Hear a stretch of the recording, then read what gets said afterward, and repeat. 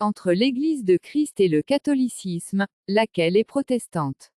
Chères âmes, qui cherchez véritablement votre salut, que la grâce, la compréhension, la pitié, la miséricorde et la sagesse du Seigneur Jésus-Christ soient aussi avec chacun de vous pour votre salut. Amen. Comme le titre l'indique, nous vous présenterons et prouverons bibliquement que le catholicisme ne vient point de Dieu. Ne vous laissez point berner par des courants de pensée et par des gens dont la condamnation est connue avant la fondation du monde.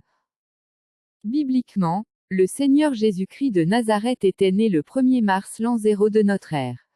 Et c'était le jeudi 7 mars l'an 33 de notre ère que le Seigneur Jésus-Christ de Nazareth était arrêté et conduit chez Kenf. Et c'était le vendredi 8 mars l'an 33 que le Seigneur Jésus-Christ de Nazareth était crucifié, puis, mis dans le sépulcre le même jour.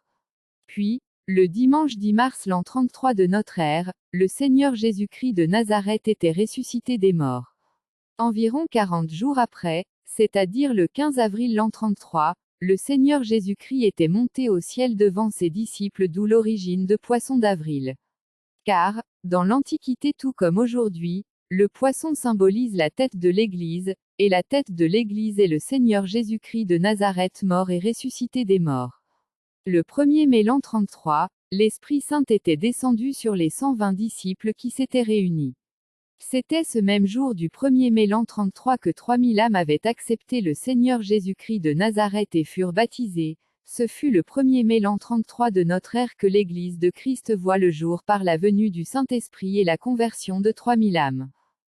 Tandis que le catholicisme, quant à lui, est créé entre l'an 323 et l'an 324 par les Romains et non par les Juifs dispersés.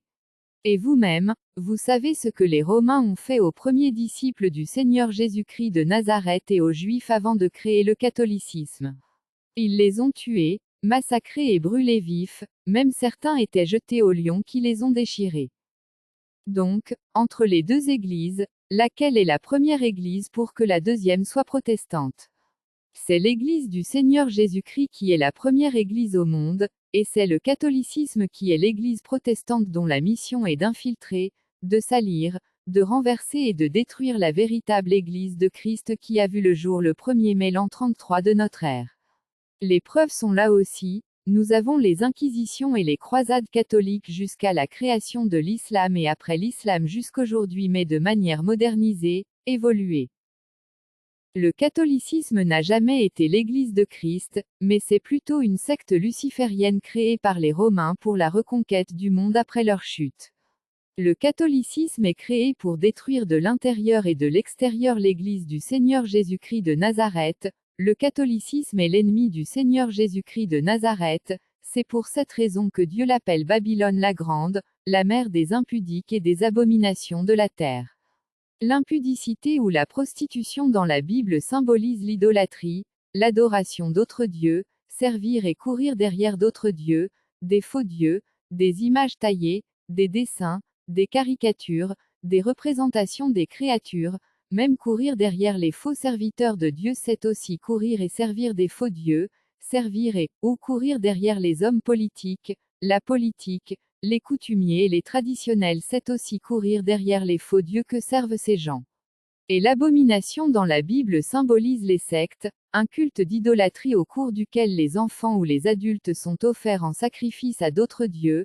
L'abomination signifie aussi l'homosexualité, rapport sexuel entre deux personnes de même sexe.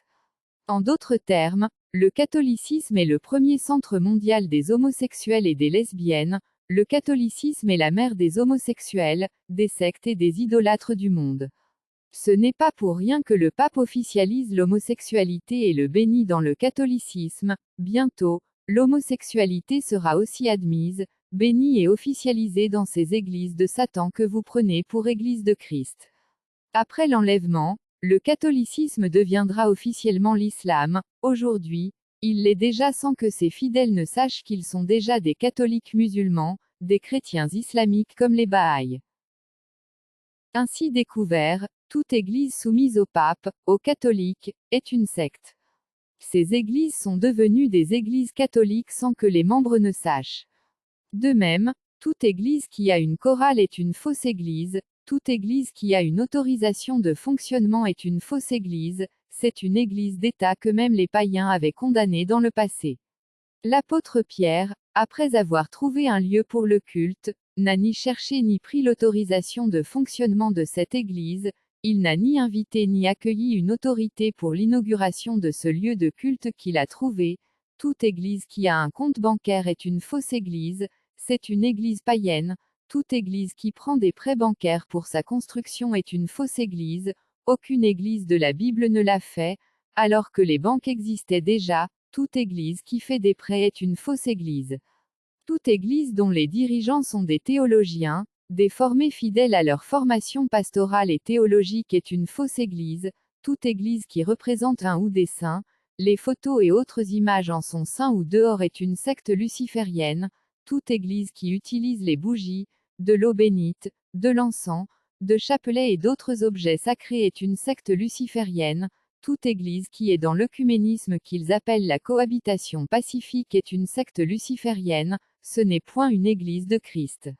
Toute Église qui adore ou vénère Marie est une secte, ce n'est point une Église de Christ. Toute Église qui baptise par aspersion est une secte luciférienne, ce n'est point une Église de Christ. Toute Église qui baptise les enfants, les bébés, est une secte. La formation pastorale et théologique est une secte luciférienne, elle n'est point biblique. Toute Église qui n'enseigne pas et n'accepte pas la vérité qui est le Seigneur Jésus-Christ de Nazareth est une secte luciférienne infernale.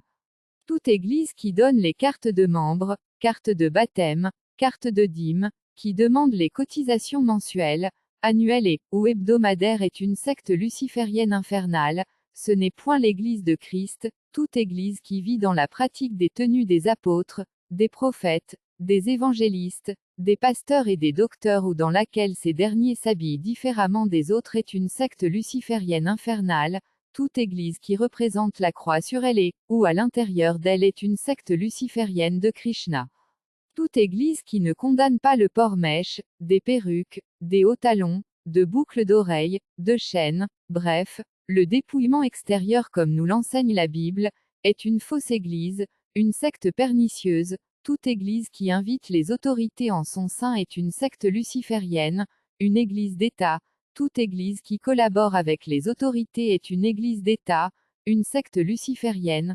Toute Église aidée, soutenue par les autorités est une fausse Église. Toute Église qui reçoit l'aide, le soutien ou le financement d'une ou des autorités est une fausse Église. Toute Église construite par les autorités est une fausse Église, c'est une Église d'État.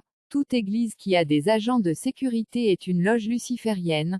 Toute Église bien et belle construite pour attirer, fasciner et séduire les âmes pour y venir à cause de sa beauté est une secte luciférienne infernale. Toute Église dont le pasteur, le prophète, l'apôtre, l'évangéliste ou le docteur se coiffe comme les artistes, les païens coiffe une partie des cheveux et laisse les autres est une secte luciférienne. Toute Église dont le pasteur ou le responsable fait des favoris, rase les coins de ses barbes, ou coupe une partie de ses barbes et laisse les autres est une fausse Église. Toute Église dont le responsable est un styliste ou s'habille comme les stylistes est une secte infernale. Toute Église qui ne reconnaît pas que Dieu, le Seigneur Jésus-Christ est un noir, alors qu'il y en a dans la Bible, est une fausse Église. C'est une Église qui déraille et désoriente les âmes en enseignant dans un mauvais sens. Toute Église qui ne reconnaît pas que les Africains sont les véritables Juifs et fils de Jacob de la Bible est une fausse Église. C'est une Église qui désoriente les âmes en enseignant des faussetés et des bêtises comme fin de temps. Toute Église dont les dirigeants et les membres portent des cravates est une fausse Église. Tout serviteur de Dieu qui invite les gens à l'œcuménisme, à la cohabitation pacifique, au lieu de les inviter à la repentance en Jésus-Christ de Nazareth qui est la seule et unique vérité est un loup ravisseur. Toute Église qui est en relation avec les musulmans, les imams, les mosquées, est une secte infernale. Il y a beaucoup d'autres choses encore, mais je me limite à ce niveau. Le catholicisme n'est point l'Église de Christ, elle est plutôt une secte créée par les autorités romaines pour la reconquête du monde entier et pour l'ordre mondial de l'Antichrist.